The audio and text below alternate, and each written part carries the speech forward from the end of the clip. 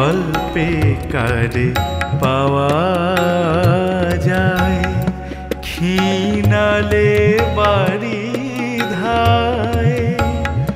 অল্পে কারে পাওয়া যায়, ক্ষীণালে বাড়ি ধায়। যে জন হয় শক্ত তার ত্রিকাল মুক্ত, জোর জবরে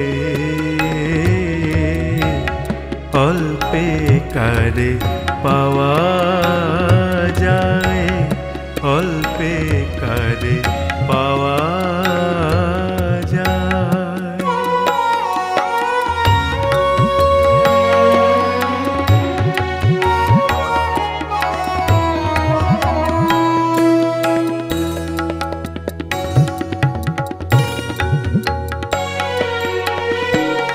চোখে আঙুল না দিলে পরে দেখবি না মা বিচার করে। চোখে আঙুল না দিলে পরে দেখবি না মা বিচার করে। হরের আরাধ্য পদ ভয়ে দিলে মহিষাসুরে। যে জন হয় শক্ত তার ত্রিকাল মুক্ত, জোর জবরে অল্পে কারে পাওয়া যায়, অল্পে কারে পাওয়া যায়।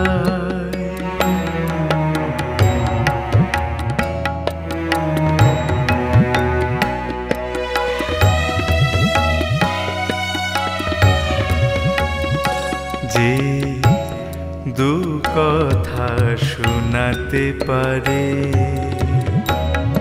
যে জনা হেতের ধরে, তার হয়ে আশ্রিত সদা থাকিস মা পরাণের ডরে।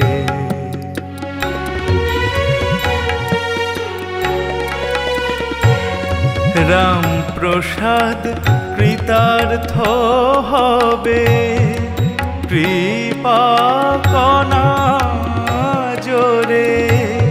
রাম প্রসাদ কৃতার্থ হবে, কৃপা কণা জোরে। সাধরে শ্যামার পদ এ নব ইন্দ্রিয় রে। যে জন হয় শক্ত তার ত্রিকাল মুক্ত, জোর জবরে অল্পে কারে পাওয়া যায়, ক্ষীণালে বাড়ি ধায়। অল্পে কারে পাওয়া যায়, অল্পে কারে পাওয়া যায়।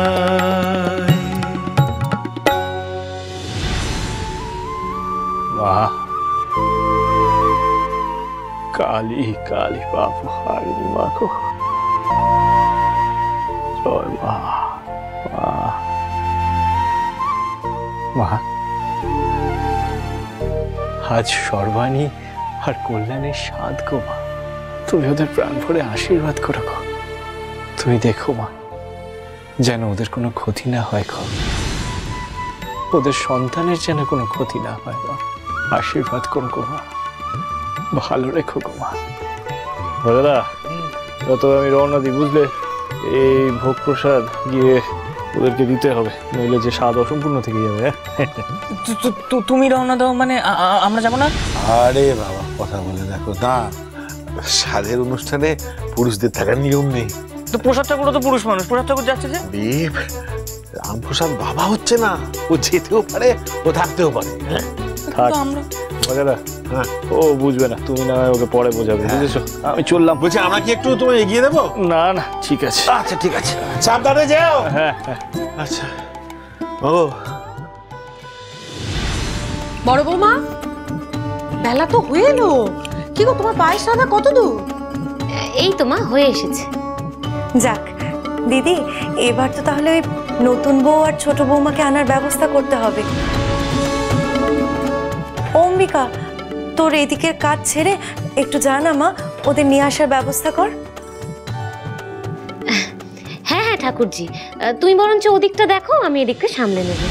কিন্তু বড় বৌমা, বলছিলাম এদিকের সমস্ত কাজ একা হাতে তুমি কি গুছিয়ে উঠতে পারবে? আমি বরং তোমার সঙ্গে থেকে যাই নাকি? না না না মা, তা কেন? আপনি ওদেরকে নিয়ে বসান, আমি সব খাবার সাজিয়ে আমি নিয়ে আসছি। বেশ, তাহলে আমরা বরং ওদিকে ওদের বসার ব্যবস্থাটা করি। তুমি এদিকটা তাড়াতাড়ি গুছিয়ে চলে এসো। চলো দিদি, ওদিকে অনেক কাজ বাকি, চলো এসো।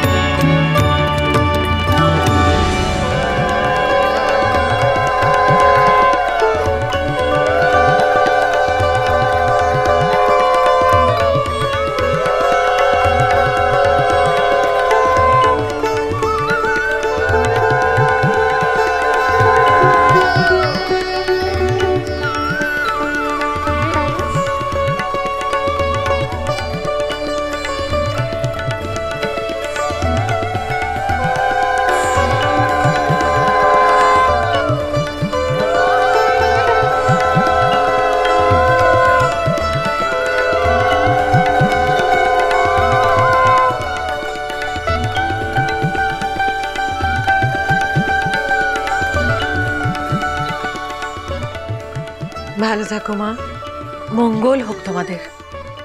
স্বামী সন্তান নিয়ে তোমরা খুব খুব সুখে থেকো।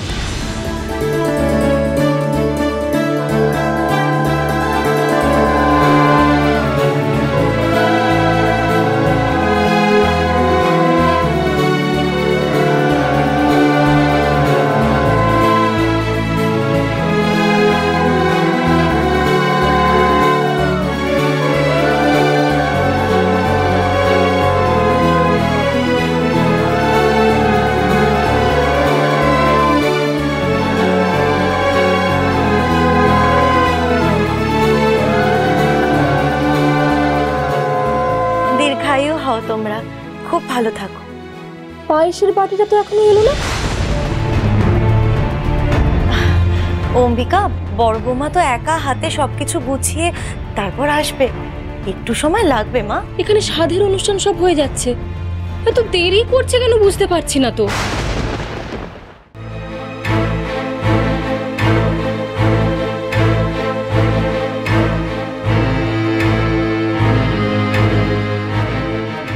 এইবার এই বাটিতে পায়েস ঢালতে হবে।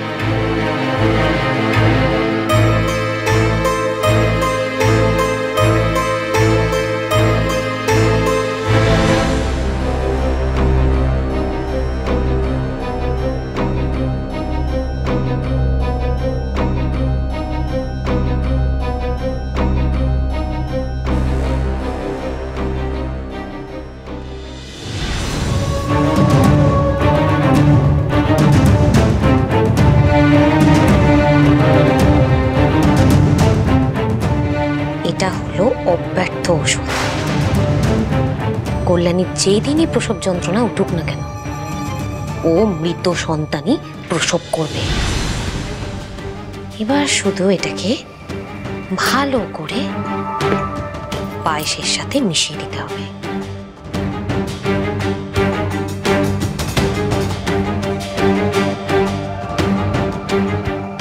এইবার এই পায়েসের বাটিটাই কল্যাণীকে খাওয়াতে হবে। কিন্তু তার আগে একটা চিহ্ন দিতে হবে কল্যাণীর বাটিতে, যাতে কোনো ভুল না হয়।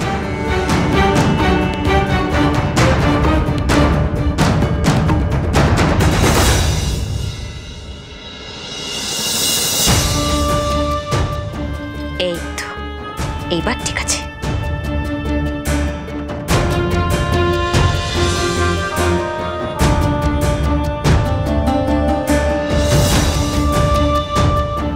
ঠাকুরজিকে বলবো বাকি খাবারগুলো নিয়ে যেতে।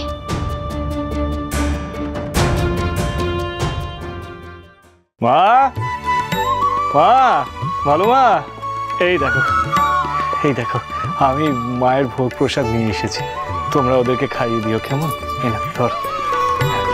আচ্ছা, আমি তবে এখন আসি, তোমরা তোমাদের আচার অনুষ্ঠান সেরে নাও, আর পরে আমি দুঃখীরাম আর ভজাদাকে নিয়ে তবে আসবো। শোন না বাবা, বলছি তুই নিজে হাতে কল্যাণী মাকে আশীর্বাদ করে যা।